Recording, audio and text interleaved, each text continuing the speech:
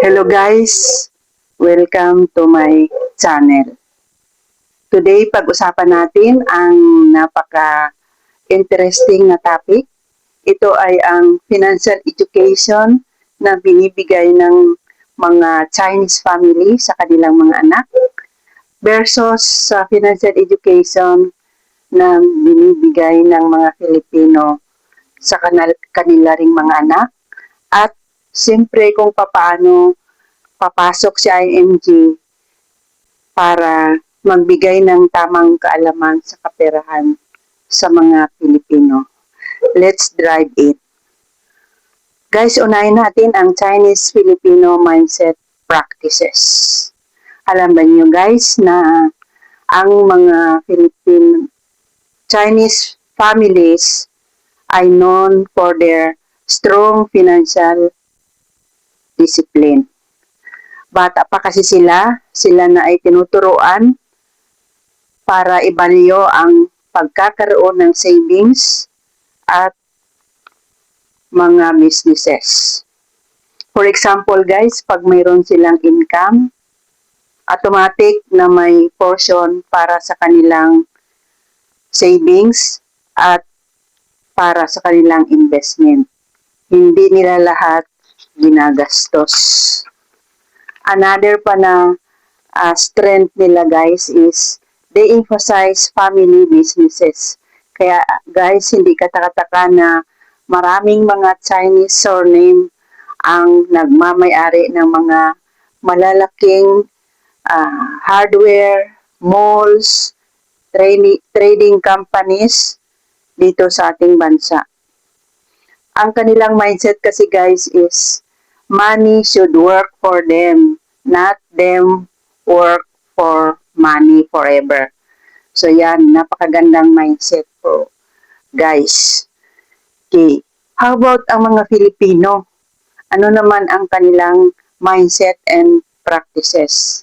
Guys, alam ba ninyo na ang mga Filipino families, kakaiba ang ating kultura when it comes to finances.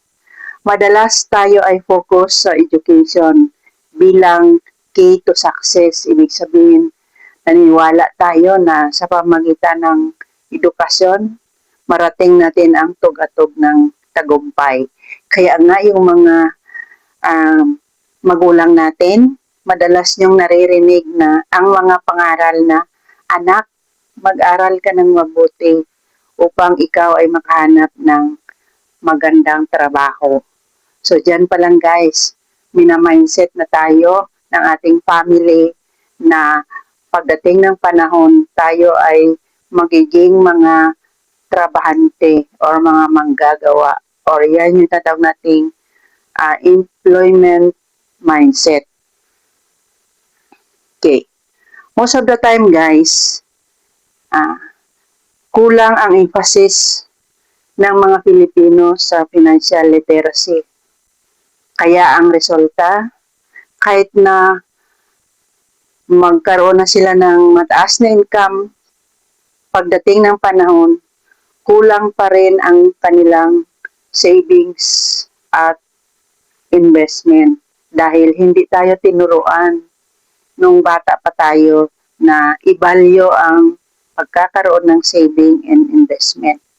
Common scenario guys, kung may extra pera ang mga Pinoy, napupunta lang sa luho, sa mga gadgets, o di kaya sa mga handaan. Hindi naman ito masama guys, pero pag hindi natin i-balance, mahirapan tayo mag-build ng long-term wealth. Another challenge pa guys sa mga Pilipino, yung ating utang culture. Maraming mga Pilipino guys ang nasasanay sa 5 to 6 na mga utang or credit card debt, or sila ay naghihiram mula sa mga lending companies na nag-charge ng napakataas na interest, umabot ng 20%. At ang masama pa guys, ito ay nagiging life cycle na ng mga Pilipino ang pangungutang. Okay guys, if we compare the two, for the Filipino families, dahil focus tayo sa education, pero kulang tayo sa financial planning, kaya ang resulta, nahihirapan tayo mag-break ng tinatawag nating living from paycheck to paycheck. Ibig sabihin, umaasa lang tayo guys sa ating sweldo para mabuhay. Samantalang, ang mga Chinese family, madali lang sila mag-build ng mga generational wealth. Ano ang generational wealth, guys? Ito yung yaman na maaring pakinabangan ng mga saling lahi or the next generation. Okay. So, ang tanong, ano naman ang role ni IMG? So, dito papasok si IMG or si International Marketing Group sa finances ng mga Pilipino. Okay. So, si IMG or International Marketing Group, tinuturuan tayo ng mga napakahalagang concept sa finances. Like, una, pay yourselves. Ibig sabihin ng pay yourselves. Ibig sabihin, pag tayong income, maglaan tayo ng certain percentage para sa ating sarili for our future investment. Okay. So, next is building emergency fund. So, turuan tayo ni IMG ng pag-build ng emergency fund. Okay. So, aside from that guys, tinuturuan rin tayo ni IMG kung paano mag-invest sa mutual fund. And most of all guys, tinuturuan tayo ni IMG kung paano natin protektahan ang ating family through insurance. Okay, napakaganda guys ang financial education na binibigay sa atin ni IMG. Ito ay accessible sa lahat. Hindi lang pang mayaman, kundi pati tayo ng mga ordinaryong Pilipino. Through their seminars, workshop, online platforms, natututo ang mga tao kung paano mag-invest, mag-budget, at ma-secure ang future ng kanilang mga pamilya.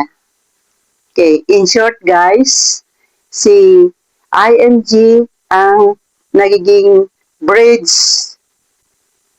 to bridge the gap. Siya ang nagpupuno sa kakulangan ng financial discipline na Pilipino. Okay. So guys, take it away. Remember that financial education is the way to financial freedom. Kahit anong background mo, Chinese ka man, Filipino ka man, o anong lahi, kung tama ang kaalaman mo sa pera, ikaw ay makabuild ng at may secure ang iyong family. Kaya kung gusto mong matuto, huwag mong palampasin ang susunod nating video tungkol sa IMG Financial Education. Start your financial journey now with IMG, a platform that you can rely to reach financial freedom. Guys, don't forget to like, share, and subscribe para marami pang tao ang matuto. Remember guys na ang pera ay pinapagalaw, hindi lang ginagastos. This is your host, Ma'am Norms, signing off. But see to it that we will see on the next video. welcome to my channel.